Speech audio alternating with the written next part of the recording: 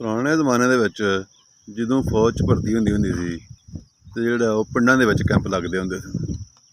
ਇਸ ਤਰ੍ਹਾਂ ਹੀ ਜਿਹੜਾ ਨਾ ਇੱਕ ਪਿੰਡ ਦੇ ਵਿੱਚ ਜਿਹੜਾ ਨਾ ਉਹ ਫੌਜ ਦੀ ਭਰਤੀ ਵਾਸਤੇ ਕੈਂਪ ਲੱਗਾ।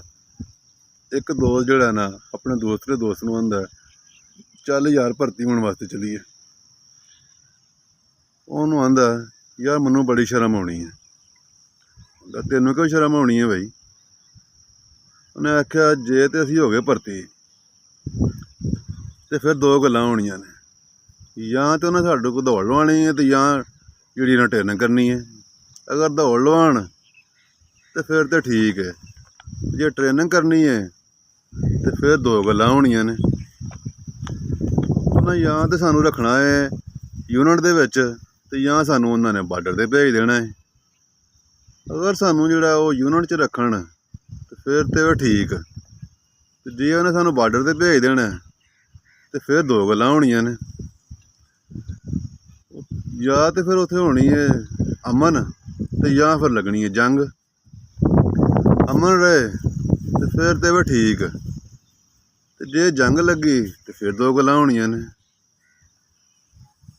ਜਾਂ ਤਾਂ ਅਸਾਂ ਦੁਸ਼ਮਣ ਨੂੰ ਮਾਰ ਦੇਣਾ ਜਾਂ ਦੁਸ਼ਮਣ ਨੇ ਸਾਨੂੰ ਮਾਰ ਦੇਣਾ। ਅਗਰ ਅਸੀਂ ਦੁਸ਼ਮਣ ਨੂੰ ਮਾਰ ਦਈਏ ਤੇ ਫਿਰ ਤਾਂ ਵੀ ਠੀਕ, ਜੇ ਦੁਸ਼ਮਣ ਨੇ ਸਾਨੂੰ ਮਾਰ ਦਿੱਤਾ ਤਾਂ ਫਿਰ ਦੋ ਗੱਲਾਂ ਹੋਣੀਆਂ ਨੇ। ਜਾਂ ਤਾਂ ਸਾਡੀਆਂ ਜਿਹੜੀਆਂ ਨੇ ਲਾਸ਼ਾਂ ਨੇ ਉਹ ਸਾਡੀ ਆਪਣੀ ਜਿਹੜੀ ਫੌਜ ਹੈ ਉਹ ਚੁੱਕ ਲਏਗੀ, ਤੇ ਜਾਂ ਜਿਹੜਾ ਉਹ ਦੁਸ਼ਮਣ ਨੇ ਚੁੱਕ ਲੈਣੀਆਂ ਨੇ। ਅਗਰ ਸਾਡੀ ਜਿਹੜੀ ਆਪਣੀ ਫੌਜ ਚੁੱਕ ਲਏ ਤੇ ਫਿਰ ਤਾਂ ਵੀ ਠੀਕ, ਤੇ ਜੇ ਦੁਸ਼ਮਣ ਨੇ ਚੁੱਕ ਲਈਆਂ ਤੇ ਫਿਰ ਦੋ ਗੱਲਾਂ ਹੋਣੀਆਂ ਨੇ। ਜਾਂ ਤਾਂ ਉਹਨਾਂ ਜਾ ਕੇ ਸਾਡੀਆਂ ਲਾਸ਼ਾਂ ਜਿਹੜੀਆਂ ਨੇ ਉਹ ਦਫਨਾ ਛੱਡਣੀਆਂ ਨੇ, ਤੇ ਜਾਂ ਜਿਹੜੀਆਂ ਨੇ ਉਹ ਬਾਹਰ ਜੰਗਲ ਦੇ ਵਿੱਚ ਸੁੱਟ ਛੱਡਣੀਆਂ ਨੇ। ਅਗਰ ਤਾਂ ਉਹ ਦਫਨਾ ਛੱਡਣ ਤੇ ਫਿਰ ਤਾਂ ਵੀ ਠੀਕ, ਤੇ ਜੇ ਉਹਨੇ ਬਾਹਰ ਜੰਗਲ ਸੁੱਟੀਆਂ ਤੇ ਫਿਰ ਦੋ ਗੱਲਾਂ ਹੋਣੀਆਂ ਨੇ। ਉੱਥੇ ਜਾਂ ਤਾਂ ਸਾਡੀਆਂ ਲਾਸ਼ਾਂ ਨੂੰ ਜਿਹੜਾ ਨਾ ਉਹ ਦਰਿੰਦਿਆਂ ਨੇ ਖਾਣਾ ਤੇ ਜਾਂ ਪਰਿੰਦਿਆਂ ਨੇ ਨੋਚਣਾ ਉਹਨਾਂ ਨੂੰ।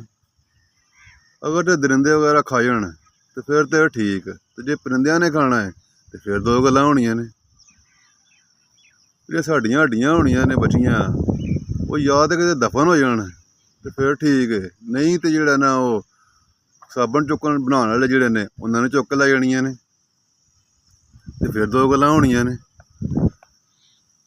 ਉਹਨਾਂ ਜਾ ਕੇ ਜਿਹੜਾ ਨਾ ਉਹਦਾ ਬਣਾਉਣਾ ਹੈ ਸਾਬਣ, ਇੱਕ ਕੱਪੜੇ ਧੋਣ ਵਾਲਾ, ਦੂਸਰਾ ਜਿਹੜਾ ਨਾ ਉਹ ਨਹਾਉਣ ਵਾਲਾ।